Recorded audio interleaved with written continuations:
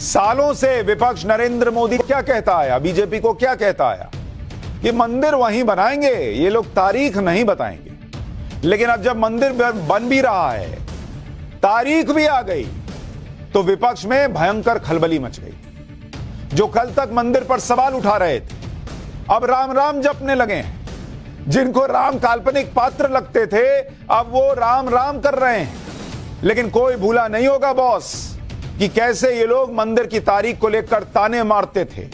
मंदिर न बन सके, उसमें देरी हो, इसके लिए रोड़े अटकाते थे। नरेंद्र मोदी पर पर्सनल कमेंट्स करते थे। मंदिर भी बन गया, मंदिर की तारीख भी आ गई। लेकिन अब मंदिर की तारीख आते ही विपक्ष को समझ में नहीं आ रहा कि इस पर कैसे रिएक्ट किया जाए, क्योंकि उन्हें लोग पुराने बयान याद दिला रहे हैं। विपक्ष के पास कहने के लिए अब कुछ नहीं बचा, तो अब उन्होंने दूसरी बातें करना शुरू कर दिया। जैसे किसी ने कह दिया कि राम मंदिर के उद्घाटन में पीएम मोदी को न्योता देने की क्या जरूरत है बॉस। किसी ने कहा कि क्या सिर्फ एक पार्टी को न्योता भेजा जा रहा है, क्या ये एक पार्टी का कार्यक्रम बन जाएगा, भगवान तो सबके हैं। ओ बॉस, भगवान सबके हो गए, पहले भगवान सबके नहीं थे। राम मंदिर बनने की लड़ाई जो लड़े वो अकेला लड़े। सवाल उससे अकेले में पूछा जाए, अकेले का पूछा जाए कि मंदिर की तारीख क्या है, और जब मंदिर की तारीख आ गई तो भगवान सबके हो गए।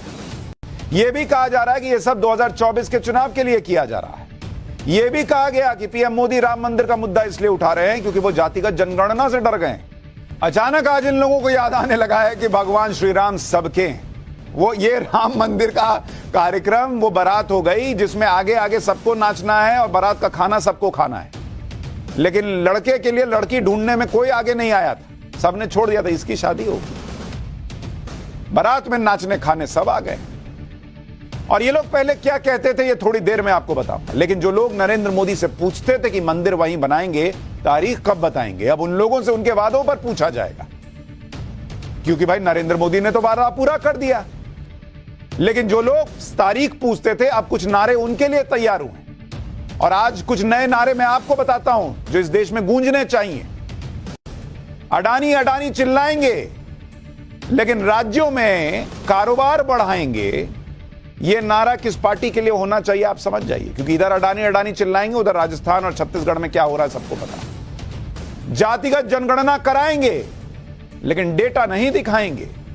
अपनी सरकार में डेटा नहीं दिखाया, चाहे राज्य में हो चाहे जब केंद्र में थे। ईवीएम ईवीएम चिल्लाएंगे, लेकिन जीतने पर चुप हो जाएंगे। यह भी एक नारा है। हवा साफ करके दिखाएंगे, लेकिन तारीख नहीं बताएंगे कि कब करेंगे। हर साल एक नया जुमला, नई चीजें होंगी। बिहार को चमकाएंगे, लेकिन तारीख नहीं बताएंगे। आज भी बिहार सबसे पिछड़े राज्यों में ही रह जाएगा। यमुना को साफ कराएंगे, लेकिन तारीख नहीं बताएंगे। आप छठ पूजा में जाएंगे तो झाग में खड़े होकर अर्घ दे पाएंगे। पराली जलाने पर रोक लगाएंगे, लेकिन तारीख नहीं बताएंगे। ये लोग तारीख कब बताएंगे बॉस? राम मंदिर की तारीख पूछने वाले अब कुछ तारीख खुद भी तो बताएं। विपक्ष के लिए ये सारे नारे इसलिए लगेंगे क्योंकि यही लोग मंदिर की तारीख को लेकर सबसे ज्यादा हल्ला कर रहे थे। इनमें कई तो राम मंदिर को लेकर इधर उधर की बातें कर रहे थे। कह रहे जो वहां चाहते थे कि राम मंदिर की जगह जो है वो यूनिवर्सिटी बने, हॉस्पिटल बने।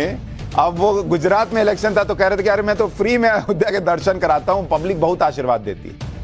लेकिन गुजरात में प्रभु श्री राम ने तो दिया नहीं, क्योंकि उनको तो सब दिखता है कि आप लोग क्या चाहते थे। इसी तरह उद्धव ठाकरे पहले कहते थे कि बीजेपी तो राम मंदिर बनाने को लेकर बेवकूफ बना रही। उद्धव ठाकरे भी कहते थे कि मंदिर वहीं बनाएंगे, कहते रहते हैं, लेकिन कब बनाएंगे ये नहीं बताते। आपको याद होगा कि राम मंदिर आंदोलन के लिए लाल कृष्ण आडवाणी ने जो रथ यात्रा निकाली थी, उसका पूरा मैनेजमेंट नरेंद्र मोदी के हाथ में था। उस समय वे गुजरात भाजपा के संगठन महामंत्री हुआ करते थे। इस यात्रा का मार्ग और बाकी कार्यक्रम की जानकारी नरेंद्र मोदी ने ही औपचारिक तौर पर सबसे पहले दी, और इस यात्रा से जुड़ी हर जानकारी नरेंद्र मोदी के पास ही थी। और नरेंद्र मोदी की इस रथ यात्रा नरेंद्र मोदी को इस रथ यात्रा का आर्किटेक्ट भी माना जाता था। मतलब फेज जो है वो आडवाणी जी थे, लेकिन सारा मैनेजमेंट नरेंद्र मोदी देख रहे थे रथ यात्रा का। उस जमाने से मेहनत कर रहे हैं राम मंदिर के लिए।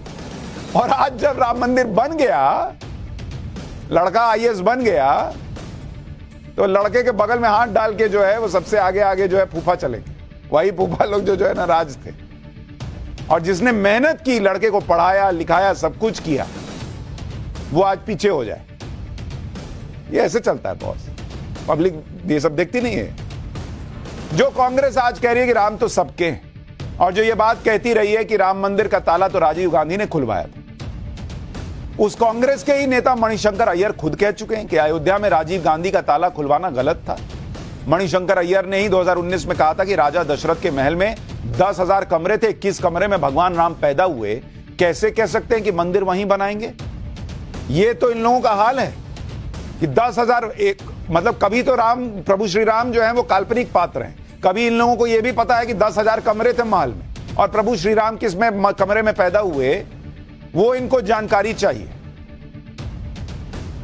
किस मुंह से ये लोग बोलते हैं बॉस कि एक पार्टी का कार्यक्रम हो रहा है, एक आदमी का कार्यक्रम हो रहा है। इसी तरह सलमान खुर्शीद की किताब सनराइज ओवर अयोध्या में खुर्शीद ने लिखा है कि इस बात में कोई मतभेद नहीं है कि भगवान राम अयोध्या में पैदा हुए, लेकिन भगवान राम का जन्म अयोध्या में किस जगह पर हुआ वो निश्चित जगह कोई नहीं बता सकता। हां, इंची टेप से नाप के जगह पे काम होगा ना कि कहां पैदा हुए, वहीं पर बनेगा।